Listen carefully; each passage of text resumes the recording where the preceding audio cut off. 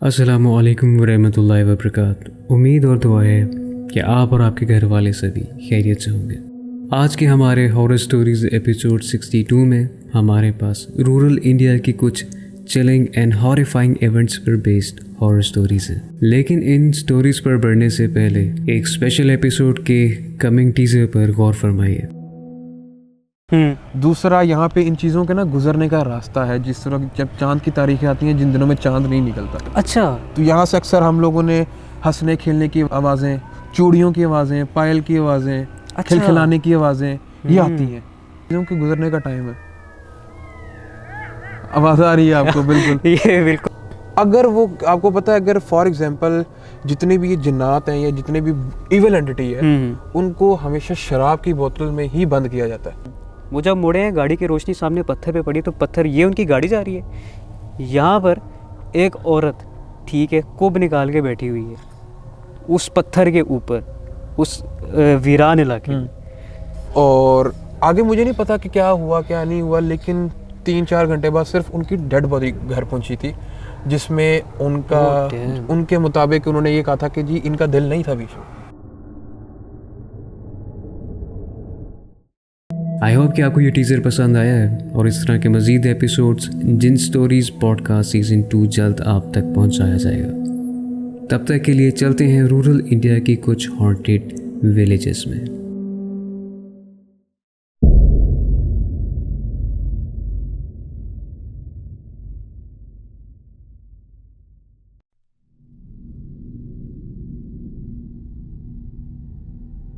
मुझे सफ़र करने का और नई जगहों पर जाने का और मुख्तलिफ़ कल्चर्स को एक्सप्लोर करने का शौक़ है। मेरे साथ कभी कोई पैरानॉर्मल एक्टिविटी पेश नहीं आई, लेकिन एक रात को मेरा स्टे बिहार के एक गांव में हुआ। चांदनी रात थी और हल्की हल्की हवा चल रही थी। बेहद खामोशी थी। अगर शोर था तो सिर्फ हवा की वजह से पत्तों की सरसराहट का।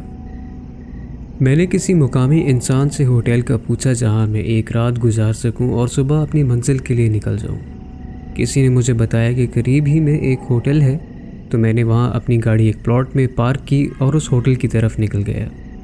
मैं जब होटल की तरफ जा रहा था तो मुझे अजीब सी घबराहट महसूस हुई, जैसे कोई मेरा पीछा कर रहा हो, लेकिन मेरे अलावा कोई भी नहीं था।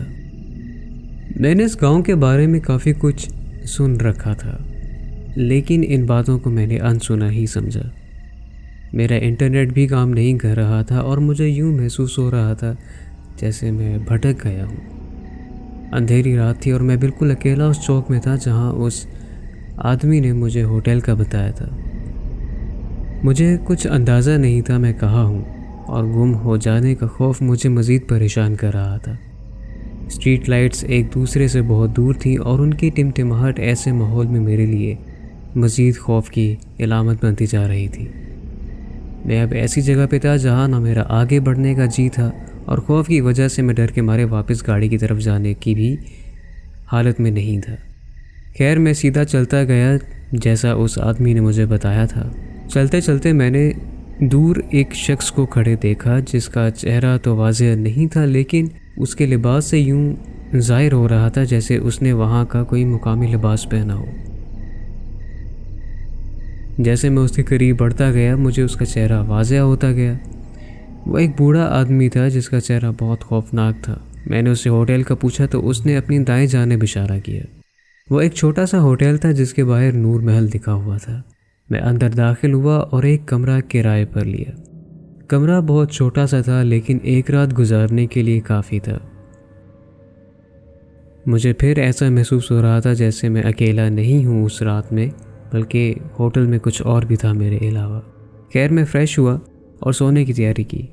बिस्तर पर जैसे ही मैंने आंखें बंद की, मुझे यूं लगा जैसे दीवारों में अजीब सी आवाज़ें आ रही हैं, जैसे कोई दीवारों को अंदर से स्क्रैच कर रहा हो। और मुझे बाकायदा किसी के चलने की आवाज़ भी आ रही थी, क्योंकि फ़र्श लकड़ी का था। मैंने अपनी आंखें बंद ही रखी और इसे महज अपनी थकावट की वजह से वहम समझा। कुछ देर खामोशी के बाद मुझे यूं लगा जैसे मेरे कमरे के बाहर कोई सरगोशी कर रहा है। मैंने सोने की कोशिश की, लेकिन बाहर से आने वाली आवाज़ें मुझे बेहद बेचैन कर रही थी।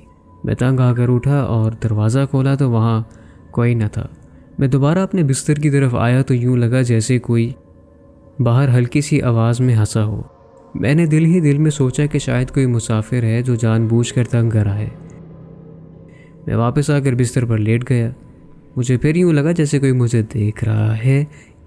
मेरा ये महसूस करना ही था कि मेरे दरवाजे पर ज़ोर से दस्तक हुई। मैंने जल्दी से दरवाज़ा खोला लेकिन वहाँ पर कोई भी नहीं था। नीचे हॉल तक गया, वहाँ भी मेरे अलावा कोई भी नहीं था, इवन रिसेप्शन भी खाली थी। लेकिन मुझे मुसलसल सरगोशियों की आवाज़ें आ रही थी अपने आसपास से। मैंने सोचा शायद कोई शरारत ही कर रहा है। मैंने उन आवाज़ों का पीछा किया और आवाज़ बढ़ती चली गई और मैं उनके पीछे पीछे एक कमरे के आगे जाके रुका जिसका दरवाज़ा हल्का सा खुला हुआ था।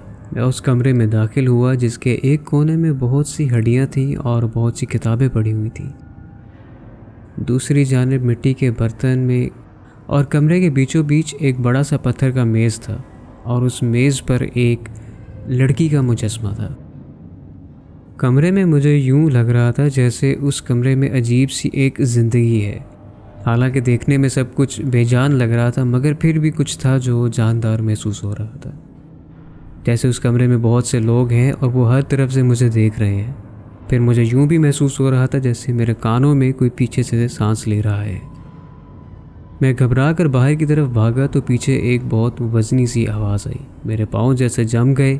मैंने भागना चाहा लेकिन मैं भाग नहीं सका। जब मैंने पीछे मुड़ के देखा तो वहाँ कोई औरत खड़ी थी जिसका चेहरा बिल्कुल काला था और आंखें चमक रही थी। मेरे दिल की धड़कन मुझे अपने कानों तक सुनाई दे रही थी। जब मेरी नज़र उस मेज़ पर पड़ी तो मेज़ पर से वो औरत का मुजस्मा गायब हो चुका था। बस मेरा ये देखना ही था कि मुझे बहुत अजीबोगरीब मेरी तबीयत होने लगी। यूं लग रहा था जैसे किसी ने मेरा सांस रोक लिया हो और मैं वहीं बेहोश होकर गिर पड़ा। सुबह जब मेरी आंख खुली तो मैं अपने कमरे में ही मौजूद था, लेकिन मेरा जिस्म ऐसे जैसे थका हुआ था। मेरे कमरे का दरवाज़ा भी अंदर से बंद था लेकिन मेरे सर पे छोटी सी चोट थी। बस कुछ और समझे बगैर मैं फ़ौरन उस होटल से भाग निकला। मगर कई दिन तक मैं इस बात को प्रोसेस करता रहा कि अगर मेरे दरवाजे की कुंडी अंदर से बंद थी कमरे की तो फिर मेरे साथ वो सब कैसे हुआ। क्या मैंने हेलुसिनेट किया या फिर मेरे जहन पर कोई सवार था।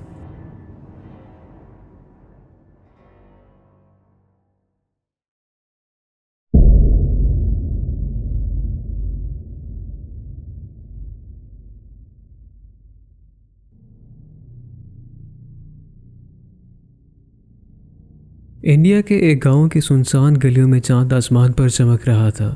खामोशी ऐसी थी जैसे कि सुनने पर कीड़े मकोड़ों की चहचहाने या फिर कभी कभार उल्लू की आवाज़ आती थी। जब मैं उस तंग रास्ते पर चल रहा था तो मेरे अंदर एक अजीब सी बेचैनी महसूस हो रही थी।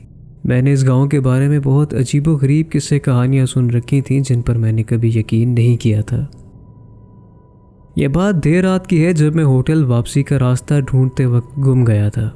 गलियां नावाकिफ थीं और अंधेरे की वजह से मज़ीद रास्ता पहचानना मुश्किल हो रहा था। मुझे नहीं मालूम था कि मैं कहाँ हूँ और अब ये ख्याल मुझे परेशान कर रहा था कि मैं यहाँ गुम हो चुका हूँ। खैर मैंने चलना शुरू किया। चलते चलते मुझे एक शख्स दिखाई दिया जो रिवायती मकामी लिबास में मलबूस था। देखने में ऐसा लगा जैसे वो मेरी तरफ बढ़ रहा है मगर मुझे उसका चेहरा ठीक से दिखाई नहीं दे रहा था। जैसे ही वो करीब आया तो उसके चेहरे पर सफ़ेद राख लगी हुई थी। पूरे चेहरे में सिर्फ उसकी आंखें दिखाई दे रही थी जो रंग में सफ़ेद मोती जैसी थी और दूर से चमकती दिखाई दे रही थी। मैंने उसे इग्नोर करके चलना चाहा मगर मेरे कदम मेरा साथ नहीं दे रहे थे। मैं अपनी जगह से हिल भी नहीं पा रहा था मगर वो शख्स मेरी तरफ बढ़ता रहा। घबराहट में मेरी नज़र उसके हाथ पर पड़ी तो मैंने देखा कि उसके हाथ में एक जंग आलूदा चाकू भी है। इस वक्त मैं ये समझ गया था कि मैं किसी बड़ी मुसीबत में हूँ जहाँ से भागना मुश्किल है। आखिरकार वो आदमी मेरे करीब पहुँच गया और मैं वहीं खड़ा उसकी चमकती आंखों को देख रखा था। वो भी मुझे घूरता रहा। मैं देख सकता था कि उसके कपड़े फटे हुए हैं और उसकी आंखों में अजीब सी वहशत भी है। अभी मैं उस सदमे से निकल रहा था कि उसने चाकू उठाया और मेरी तरफ इशारा किया। अचानक उस अजीब दिखने वाले आदमी ने ऐसी चीख मारी कि मेरे औसान खता हो गए। वो मेरे करीब आया, शर्ट के कॉलर से मुझे पकड़ा मैं जान चुका था कि अब मैं इस वहशी इंसान की गिरफ्त में हूँ। उसने चाकू मेरे गले पर रखकर मेरे कान में सरगोशी की कि तुम्हें यहाँ नहीं आना चाहिए था। ये गांव हमारा है और हम बाहर से आने वालों के साथ अच्छा पेश नहीं आते। ये सुनकर मेरे बचे कुचे होश भी खता हो गए। अभी ये सब चल रहा था कि मुझे दूर से एक औरत की आवाज़ आती सुनाई दी जो कुछ जानी पहचानी लग रही थी। उस आदमी का ध्यान भी उस औरत की आवाज़ की तरफ हुआ और देखने के लिए उसने गर्दन मोड़ी। यही मौका था मेरे पास कि मैंने वहाँ से भागने की कोशिश की। मैं जितना तेज़ भाग सकता था मैं भागा और पीछे मुड़कर नहीं देखा। जब मैं उस रास्ते से कुछ दूर आ गया तो मुझे अपने पीछे आते कदमों की आवाज़ सुनाई दे रही थी। मैं समझ गया था कि ये उसी कदमों की आवाज़ है जो उसका पीछा कर रही है। मैं नहीं रुका और भागता रहा। आखिरकार मुझे अपने होटल की रोशनी दिखाई दी। मेरी हिम्मत और बढ़ गई और मैं मज़ीद भागता रहा। होटल पहुंचते ही मैंने दरवाज़ा बंद किया और गहरी सांस ली। मैंने खुद को ये खौफनाक रात भुलाने की बहुत कोशिश की, मगर वो सब मेरे जहन पर सवार था। मैं नहीं जानता था कि कब सो गया, मगर जब सुबह उठा तो ऐसा लगा कि वो बुरा ख्वाब था और कुछ नहीं। मगर जैसे ही खुद को शीशे में सामने देखा तो अपनी गर्दन पर जख्म और फटा हुआ कॉलर देखकर मुझे एहसास हुआ कि वो ख्वाब नहीं बल्कि हकीकत थी। मैंने सोचा कि इस होटल ऑनर और स्टाफ को भी आगाह करना चाहिए कि बाहर खतरा है, मगर जब मैंने उन्हें अपना वाक़या बताना चाहा तो वो ये सब कहकर हंसने लगे कि यहाँ मकीन सियाहों को ऐसी भूतों की कहानी सुनाकर डराते हैं और आप भी उनमें से एक हैं। मगर मैं जानता था कि जो कुछ मैंने देखा और महसूस किया वो कोई कहानी या कहानी का किरदार नहीं बल्कि हकीकत में वो सब वहाँ मौजूद था। मुझसे रहा ना गया तो मैंने इस गांव की तारीख के बारे में रिसर्च करना चाही, जिससे मुझे पता चला कि यहाँ पहले काले जादू के नाम पर गैर कानूनी रसूमात हुआ करती थी, जैसे बेकसूर इंसानों का कत्ल। ये भी शायद उन्हीं इंसानों में से एक है जिसकी रूह आज भी यहाँ भटक कर अपना बदला लेना चाहती है। मैं जानता था कि जितनी जल्द हो सके मुझे इस गांव से निकल कर जाना है। मैंने वापसी के लिए सामान पैक किया और सोने के लिए बिस्तर पर लेट गया। सुबह होते ही रवाना हो जाऊं, मगर लाख कोशिश के बावजूद मैं उस रात सो नहीं सका। मुझे अपने कानों में आवाज़ें सुनाई देती रहीं और लगता था कि अगर मैं पीछे मुड़ूंगा तो कोई खड़ा होगा। जैसे तैसे वो रात गुजरी और मैं सुबह होते ही वहाँ से निकल गया। कई साल गुजर जाने के बावजूद मुझे वो रात और उस वक्त महसूस होती हुई बेचैनी आज भी याद है और मेरे रोंगटे खड़ी कर देती है।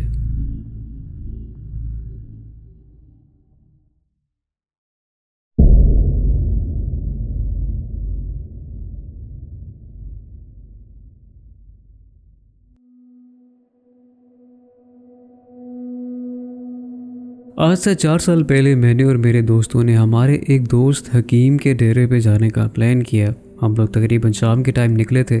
उसका गांव तकरीबन 3-4 घंटे की ही दूरी पर था। हमने सोचा आराम से शाम के वक्त ही निकलेंगे। सर्दियों का वक्त था और शाम बहुत जल्द रात में तब्दील हो गई थी। रोड पर बिल्कुल सन्नाटा था और बारिश भी बहुत तेज़ हो रही थी। सिर्फ वाहिद हमारी गाड़ी थी जो रोड पे दूर दूर तक नज़र आ रही थी। जैसे ही हम गांव में दाखिल होने लगे तो हमने देखा कि बहुत से लोग अर्जी पनाहगाह के नीचे खड़े हैं। उनकी हालत देख के यूँ लग रहा था जैसे वो बहुत डरे हुए हों। ऐसे मालूम हो रहा था जैसे उनको मदद की ज़रूरत होगी, क्योंकि वो सभी जवान और हल्की उम्र के लड़के थे और उनके कपड़ों से भी लग रहा था जैसे वो वहाँ के मकीन नहीं है। मैंने शीशा नीचे किया और उनसे पूछा कि क्या मामला है, सब खैरियत ही है। उनमें से एक शख्स आगे बढ़ा और कहने लगा, भाई हम सब दोस्त पास वाले गांव से आए हैं। हमने देखा कि कोई अजीब सी मखलूक रेंगते हुए इसी सड़क से अंदर गांव की तरफ जा रही थी। वो ना तो कोई औरत थी और ना ही कोई मर्द था, और हम सब उसे देखकर बहुत डर गए। अपनी बाइक्स भी वहीं छोड़ के यहाँ खुली सड़क की तरफ भाग आए। उसने हमें अंदर जाने को मना किया और कहने लगा कि अंदर ना जाएं। इस गांव में अक्सर बुजुर्ग रात का सफ़र करने से मना करते हैं।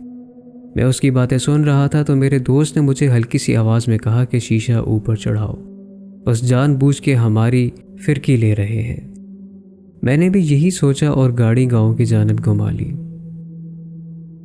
10-15 मिनट तक सब नॉर्मल था कि एकदम से हमारा हाफिज़ कुरान दोस्त ऊंची ऊंची आवाज़ में कुरान पाक पढ़ने लगा। हम सब बहुत डर गए। उससे पूछा कि क्या हुआ है, तो वो कहने लगा कि हरगिज़ इधर उधर ना देखना और तेज़ी से गाड़ी मंजिल तक पहुंच जाओ। मैंने ऐसा ही किया और हम सब बहुत डर गए। मैं गाड़ी तेज़ चलाना चाह रहा था, लेकिन यूँ लग रहा था जैसे गाड़ी को कोई पीछे की तरफ खींच रहा है। मेरे सब दोस्त बहुत घबरा गए क्योंकि हमारी गाड़ी आगे की तरफ बढ़ ही नहीं रही थी। मैंने अपना पूरा जोर लगा दिया, लेकिन गाड़ी आगे की तरफ मज़ीद नहीं जा रही थी।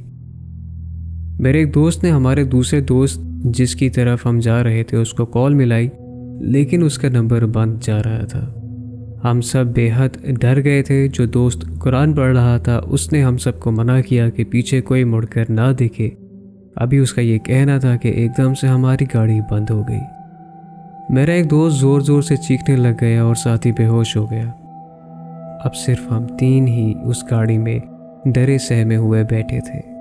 हमने अपने बेहोश दोस्त को जगाने की कोशिश की, लेकिन उसको होश नहीं आई और उसका जिस्म गर्मी से तप रहा था। मैं हिम्मत करके बाहर निकला और गाड़ी का बोनेट खोला तो इतना धुआं निकला जैसे पता नहीं कितनी देर से गाड़ी चल रही हो। मैंने अपने फ़ोन की टॉर्च ऑन की तो जो मंजर मैंने देखा, मेरा दिल जैसे रुक सा गया हो और हमारी गाड़ी के इंजन में खून ही खून था। ये देखते ही मैंने अपने दूसरे दोस्त को आवाज़ दी। वो बाहर आया और जब मैंने उसको इंजन दिखाया तो वहाँ कुछ ना था। मुझे कुछ समझ ना आई कि ये क्या हो रहा है हमारे साथ। उसने मुझे पूछा कि क्या हुआ है। मैं उसका चेहरा देखने लग गया। वो मुझे देखते ही देखते समझ गया कि कुछ तो अजीब हो रहा है। उसने मुझसे कहा कि हमें यहाँ नहीं आना चाहिए था। मेरा दिमाग काम नहीं कर रहा था और एकदम से मुझे बहुत गुस्सा आया और मैं उससे लड़ने लग गया कि तुम्हारी वजह से हम यहाँ आए। तुमने कहा था कि कोई बात नहीं, कुछ नहीं होता। हम दोनों लड़ रहे थे कि तीसरा दोस्त बाहर आया और उसने हमारी लड़ाई रुकवाई। मेरा दिमाग जैसे खौफ के मारे बिल्कुल बंद हो गया था। हम तीनों गाड़ी के बाहर थे और हमारा चौथा दोस्त भी अभी गाड़ी में बेहोश था। हमारी हालत इतनी ख़राब थी कि हमसे इतनी हिम्मत भी नहीं हो पा रही थी कि हम अपने दोस्त से पूछ सकें कि उसने ऐसा क्या देखा था कि उससे अचानक तिलावत कुरान पाक करनी पड़ गई। खैर थोड़ी ही देर बाद हमने देखा कि दूर से कोई मोटरसाइकिल पे आ रहा था, तो हमने उनको रोका। उन्होंने हमारी मदद की और हमें हमारी मंजिल तक पहुंचाया। हमारी हालत देख के उन्होंने पूछा कि क्या हुआ है। हमने उन्हें सारा वाक़या बताया और वो खामोश हो गए। उन्होंने अपने मुंह से एक लफ्ज़ नहीं निकाला। जब हम अपने दोस्त के घर के बाहर खड़े थे तो जाते जाते उन्होंने हमसे कहा कि दोबारा कभी उस सड़क से रात के वक्त मत गुजरना, उसको पसंद नहीं है। जब उन्होंने ये कहा तो मैंने और मेरे दोस्त ने एक दूसरे का चेहरा देखा और जब उस शख्स की तरफ देखा तो वहाँ कोई न था। यकीन करें वो शख्स और ना ही उसकी बाइक, जैसे वो शख्स हवा में गायब हो गया हो। मैं और मेरा दोस्त अंदर आए।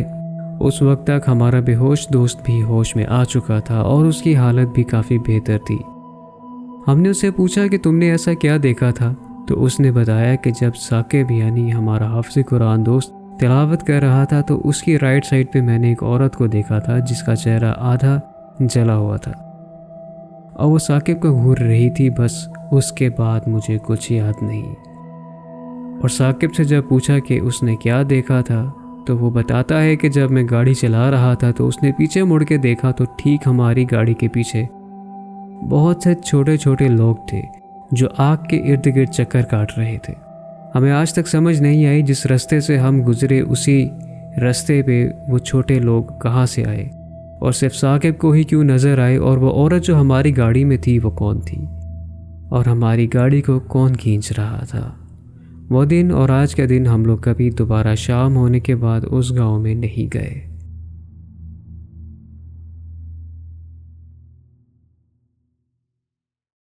उम्मीद है कि आपको आज का एपिसोड पसंद आया होगा, और अगर आपको पसंद आया है तो don't forget to like, subscribe and tap the bell notification because you never know what's coming. मिलते हैं अगले एपिसोड में, तब तक के लिए फ़ी अमान अल्लाह।